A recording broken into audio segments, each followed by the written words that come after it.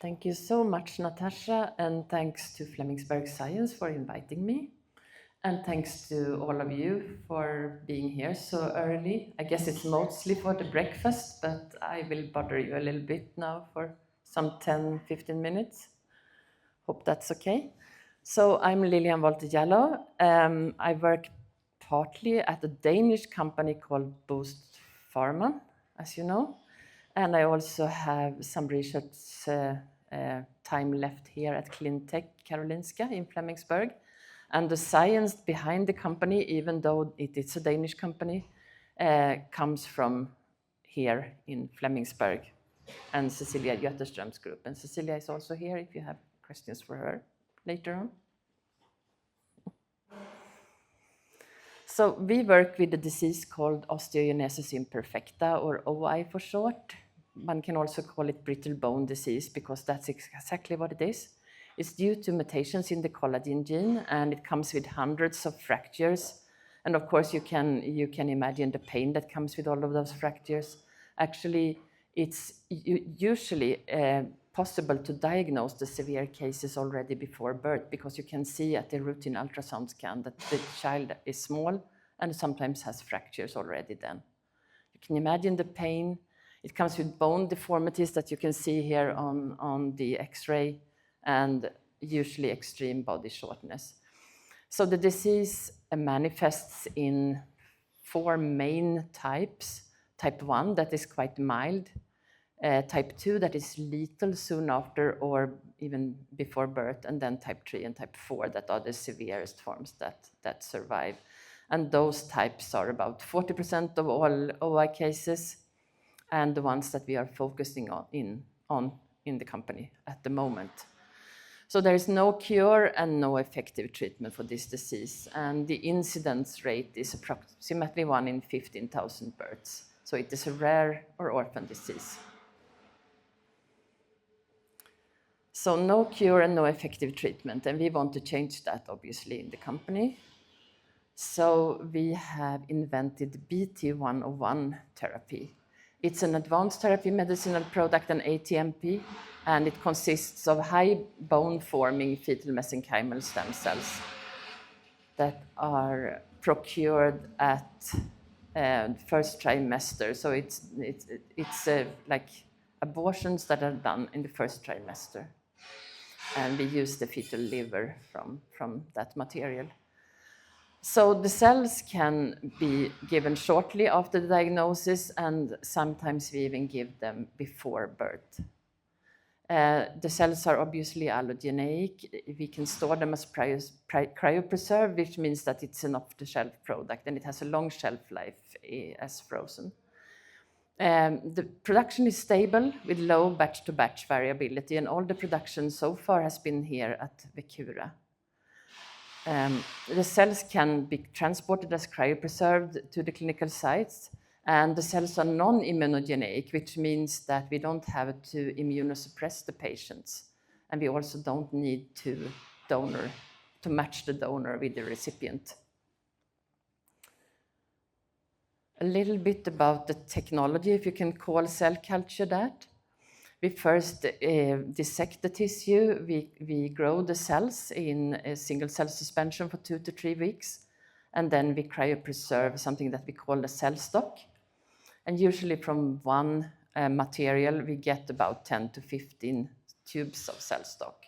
From one of these cell stocks, we then culture the cells and expand them up to passage 4. And we cryopreserve them again. And from one of these cell stock tubes, we can get around 250 to 400 million cells.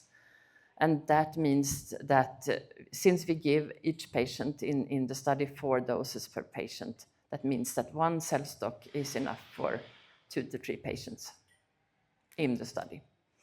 We are aiming to scale this up, so we are working with a CDMO to expand the cells to a higher passage if possible. But for now, it's at passage 4. At the clinical site then, the cells are thawed and administered as an intravenous infusion, and we give 3 million cells per kilo body weight. And as I said, we give 4 doses with 3 to 5 months between the doses. And the mechanism of action is that the cells migrate to the bones where they engraft, and there they start forming healthy bone. And of course, for the Vecura people here, I should also stress that we do a lot of QC testing of the cells at different points, and the release testing is also a functional assay where we look at bone formation, along, of course, with all the safety testing that needs to be done. So before we started giving the cells to patients, we had data from OIM mouse, which is an animal model for OI, and we saw a robust decrease in fractures and increased bone strength, thickness, and length. Cecilia Götterström started then to together with, so we are 3 co-founders in the company. I should say that it's me, Cecilia Götterström, and Magnus Westgren. And Cecilia and Magnus started already some 20 plus years ago to prepare for giving these cells to patients. And the first patient is little Olivia, that's on the photo here. I think she's about 22, 23 years old now. And she was the first one to get in administration of these cells. She was given that administration before she was born. That was quite unique. I think that was the first attempt ever to treat a fetus. It went very well. She had no adverse reactions, and she had a very, very severe type of OI, but she was doing really good. She could even walk like long distances, and she had a good lengthwise growth. You can see her growth curves here. I hope you can see it. She grew quite well and followed her own growth curve for a long time. And when she started the growth started to decline, she was given a second dose. Then she was around 8 years of age, and then she went up and followed her own growth curve again. And she also had a reduction of amount of fractures from before to after the second dose, which was quite promising. We also saw no adverse events, so no immune response to the donor cells, and we also could see that the cells engrafted in her bones. So from that, we planned to perform a clinical trial. So that's how the BOOST Before phase 1/2 trial came about, supported by an Horizon 2020 grant and from the Swedish Research Council. And the consortium for the Horizon grant was from Sweden, Netherlands, UK, and Germany. And as I said, the cells that we give are 4 doses of intravenous cells and 4 months intervals. And we give the cells before the children are 1.5 years old. I think the span is in the study from 4 months to 16 months. We included 15 patients in the postnatal group that were given 4 doses after birth. And then we also had a prenatal group consisting of 3 patients that were given 1 dose before birth and then 3 doses after birth at 4 months interval. And we also matched with historical controls.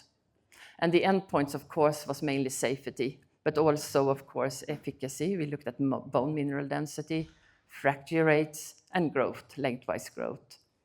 And we had participants in the study from 7 countries. They are marked blue on the map here: Sweden, Norway, Denmark, UK, Netherlands, Germany, and Turkey. And we have currently follow-up data for 24 months in all patients. Just wanted to give you a little bit of a flavor of how it can look in the ward. So this is the first child that was given a dose, and that was in March 2020, after a lot of preparation, of course, and paperwork. On the side there is Annika. Maybe some of you know her, Annika Goos. She has been together with Åsa in our group, preparing all the material together with Vecura. And a bit later, in November 2021, we were able to give the first prenatal dose. And I still am not really, I cannot really, get used to seeing this picture. It's like it almost tears me up because it sort of shows the essence of what we all strived for so long, to be able to help these small children with this severe disease. And we have all done that together. And I think the team has been, instrumental for doing that.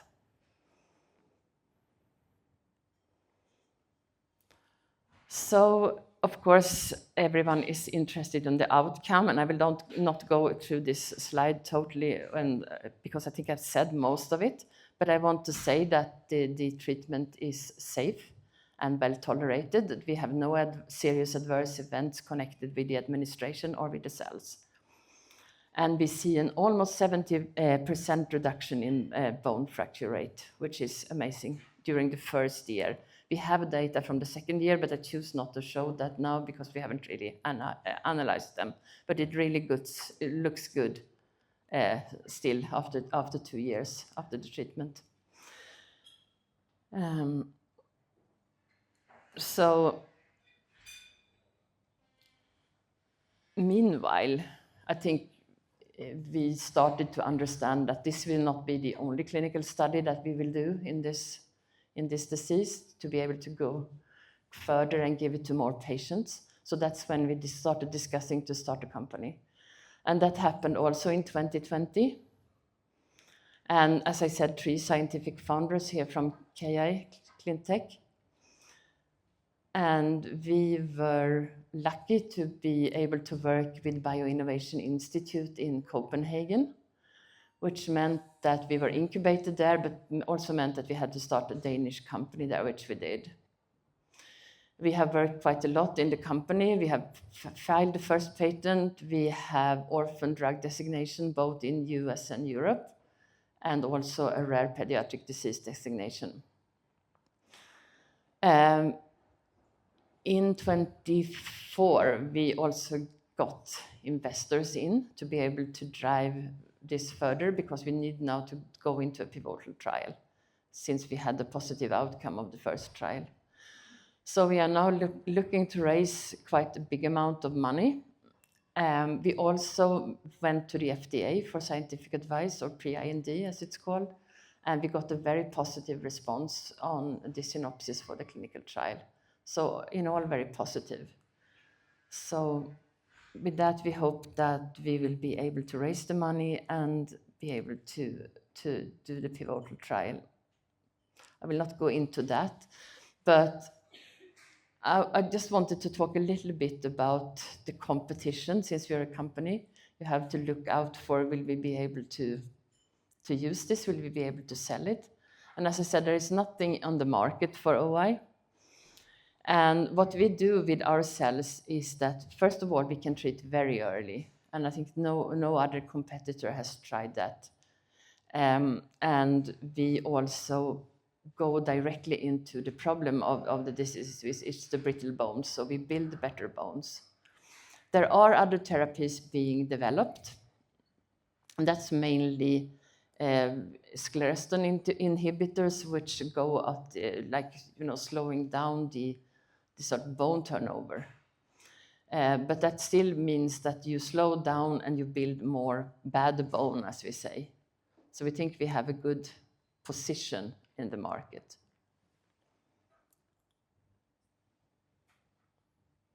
And as said, I don't think we should talk about sales maybe here, but still there is a good market opportunity here. There is no cure, as I said, no treatments out there. The patients has a normal life expectancy, which means that if you can help them early, they will have less problems later in life, which means that from a health economic perspective, it will be quite beneficial to help them also for, because there are high costs for society and it's high cost for healthcare system to these patients. And of course, there is a strong interest from patient groups and also parents and healthcare providers. Obviously, the doctors, the OI doctors have been, working alongside us to create this. And the OI organization, I think that is quite unique, that they reach out to us, maybe not weekly, but quite often, to ask, can we do anything for you? Is there anything we can help with? Do you have any news? Because of course they are, they are desperate to get something to help, especially the small children, but also older patients. So strong interest out there. And hopefully with the FDA positive outlook, we will be able to do this. Looking at the cell therapy industry or the cell therapy landscape as a whole, there are not very many cell therapies out on the market. I think there are more gene therapies, and I think you all have heard about the CAR T success stories.